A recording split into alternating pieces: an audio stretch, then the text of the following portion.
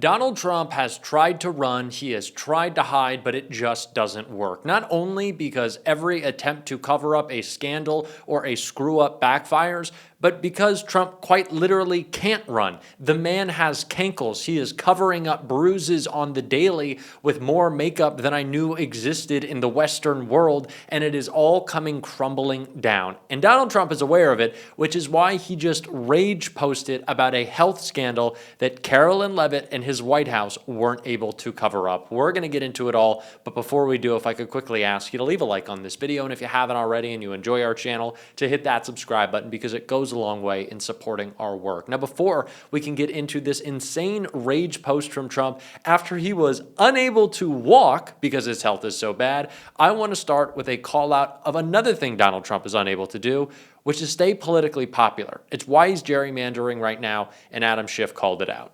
Does this tit-for-tat over redistricting run the risk of undercutting Democrats' credibility in the eyes of voters?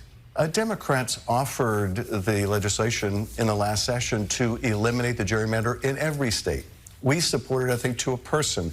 Republicans, I think, almost to a person, maybe to a person, opposed that. It's very clear what party wants to do away with gerrymandering. But it was interesting to me when you asked J.D. Vance, hey, if your agenda is so popular, why are you trying to gerrymander Texas, a state that is already gerrymandered to elect Republicans? And he didn't try to defend the president's agenda. The president is deeply unpopular, one of the most unpopular presidents in history. His agenda is unpopular. The big ugly bill that is cutting health care for millions to fund tax cuts for rich people is historically unpopular. So of course, the only way they feel they can survive the midterms is by redrawing the lines in Texas. California is not going to stand for this. We will fight fire with fire. Don't poke the bear, and it's going to be necessary, but I hope what will come out of the end of all of this is where we should have begun, and that was with the Democratic bill to end the gerrymander in every state. All right. Donald Trump and J.D. Vance are running from this question because they have no answer to it. They said they won a sweeping mandate and had the most popular and exciting agenda in American history back in 2024. But where is that mandate gone? Donald Trump is unpopular on every issue he says helped him win the election, with Elon Musk hundreds of millions of dollars, which I think was probably a bigger part of it. But this is not an administration that's popular in any way. And for that reason, they are trying to intimidate. And the best example of that is happening right now in D.C. Donald Trump is sending his mass thugs out to disrupt communities, and he's saying it's going to other cities next. One of them, of course, being Baltimore, and it's the reason why Governor Wes Moore called out Trump, and it led to the rage post over his health. Something that is just purely performative, without actually focusing on these communities and these neighborhoods who believe that progress is possible and who are willing to put in the work, and we're just simply asking for Washington to be able to acknowledge it and support it. He says you're not presidential timber at all. I imagine you disagree with that assessment? No, I've been very clear. I'm not running for president, but it's interesting but it's interesting. The president seems to be more concerned about my future than he is about the future of the American people. And that's where I'm asking him to keep his focus on the things that actually matter right now, which is the fact that his economic policies are driving up prices on everything from electronics to the clothes that we wear to the food that we eat. Talk about the fact that he has immigration policies that are knocking out tens of thousands of jobs in the state of Maryland. Talk about the fact that you are about to kick veterans and seniors off of health care. Don't worry about my future. Worry about theirs. We need more Democratic governors standing up and calling out Trump. And I am also excited that Governor Moore, after we have been talking about it on this show almost every single day, and I don't think it's because of that, but maybe, says that he is looking into some redistricting to eliminate the only GOP seat in Maryland. But clearly, that is not the only thing that upset Donald Trump, because Wes Moore also called out his health, and it led to a rage-posting meltdown. Trump 79 melts down at being challenged to a walk by Dem 46. The president fumed that Maryland Governor Wes Moore's invitation to perform light cardio was nasty and provocative. Donald Trump huffed and puffed online after Maryland Governor Wes Moore challenged him to walk the streets of his state. The 79-year-old president lashed out on Truth Social on Sunday at Moore's nasty and provocative invitation 3 days earlier to join him for some light cardio in Baltimore, calling the city a crime disaster and and threatening to deploy National Guard troops. As president, I much prefer that he clean up his crime disaster before I go there for a walk, Trump fumed. Westmore's record on crime is a very bad one unless he fudges his figures on crime like many other blue states are doing. But if Westmore needs help like Gavin Newsom did in LA, I will send in the troops, which is being done in nearby DC, and quickly clean up the crime, the president continued. Trump was so angry about the public safety walk invitation that he suggested he may pull federal support for rebuilding the city's Francis Scott Key Bridge, which collapsed last year. In a follow-up post, Trump accused Moore of lying about receiving the Bronze Star, although he was honored with one in 2024. The 46-year-old responded with a pointed jab at the president's health. President Bone Spurs will do anything to get out of walking, even if that means spouting off more lies about the progress we're making on public safety in Maryland, Moore wrote of the older man. He added, "Hey Donald, we can get you a golf cart if that makes things easier. Just let my team know." The golf cart offer seemed targeted. Back in 2017 during a G7 summit in Italy, The Times reported that while the other world leaders took a short walk together to reach the location of a photo op, Trump opted to wait for a golf cart and follow behind them. The White House and Moore didn't immediately respond to a request for comment. Donald Trump's cankles, and let's be honest, his fat, disgusting self, sorry for the body shaming, but when it's the worst man in the world, I think it's a little allowed, cannot go for even a light stroll without collapsing. And there is not any amount of cover-up that can cover up how bad Donald Trump's health is. Just because you splotch a bunch of makeup on your hand doesn't mean we can't see that you are in physical and cognitive decline, Donald. Now, while it makes J.D. Vance really happy, probably, it's something that has MAGA panicking, that young leaders in the Democratic Party are stepping up and calling out Donald Trump. And I just talked with the youngest and my congressman about how he's fighting back against this administration. That was Maxwell Frost, and I hope you enjoy our interview because he has some big, big news. Congressman, after doing some actual investigation and oversight, which Republicans would like to call, just like a tax on our Constitution, for some reason, although it's constitutionally obligated, at Alligator Alcatraz, the disgusting detention facility that Donald Trump has put down in Florida, we saw an important ruling from a judge that is blowing up this attack on really basic human rights. Can you speak more to what is happening because of your work? Well, and the really exciting thing about this is it's because of the work of so many people and like a coalition. And so obviously we have the plaintiffs that brought the suit forward, Friends of the Everglades, the Miccosukee tribe, which is the tribe that lives throughout the Everglades, and then also the Center for Biological Diversity. So they brought this suit forward saying this internment camp in the middle of the Everglades is really damaging for the Everglades. And so what they asked of us and what we did is many of us did these trips into the facility to collect information. And when we would walk in with binders like this big, man, with tons of questions that we're trying to answer.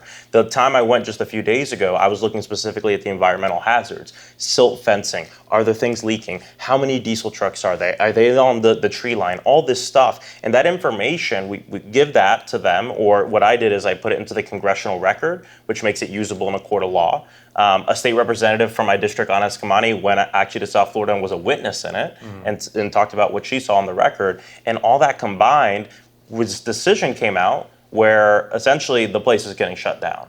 They can't accept any new people.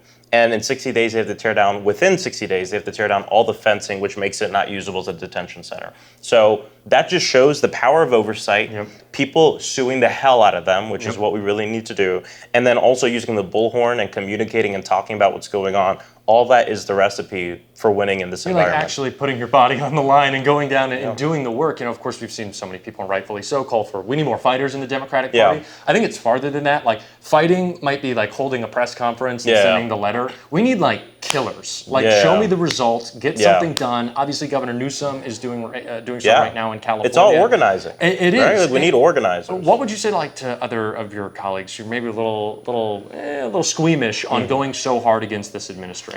I'd say, look, we all know we don't have all the tools that we want, right? And like when you don't have all the power you want, use all the power you got.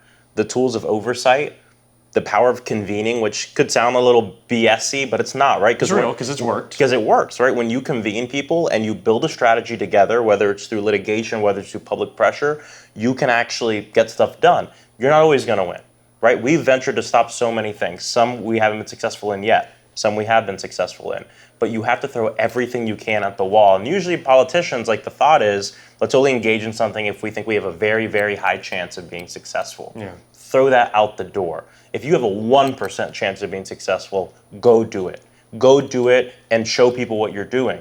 And you might be successful, you might not be successful, but either way, they're trying to overwhelm us. We have to overwhelm them and use every tool that we got. And part of that hesitancy certainly is also like just a worry about whether we're taking on the right enemies. Like Donald Trump always picks very good enemies. He's going after law firms, universities. Like I know people like Stephen Colbert, but like Stephen Colbert maybe not be the central rallying figure of America. And Donald Trump, of course, is breaking the law and using all the power of the presidency to enforce whatever culture or whatever decisions he wants upon corporations and universities, right? But people aren't really going to come to the defense of Columbia or Harvard.